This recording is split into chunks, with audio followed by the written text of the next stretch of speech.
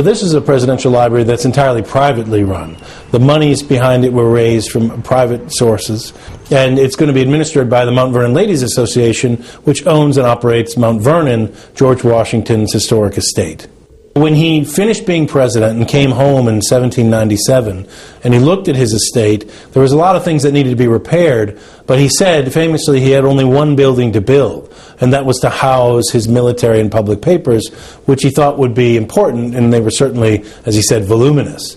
And flash forward now, many years later, we finally have an institution that can not only house and protect his papers, but really aid in the interpretation of him and his times. The coolest item we have is the Acts of Congress, which is this book that we acquired last year, which holds George Washington's original copy of the Constitution. He's just become president. He's trying to figure out how the office functions, and he's writing annotations in this copy around the areas of presidential responsibility. He always thought that, he was just a regular man who was involved in extraordinary things, and he tried to do his best. Washington would have been embarrassed, I think, about the size and beauty of the library, but he would have been very pleased with it. Although it's a private library where you have to have an appointment to do scholarship here, it really is a public mission to spread new knowledge of Washington and his era to the citizens of America and the citizens of the world.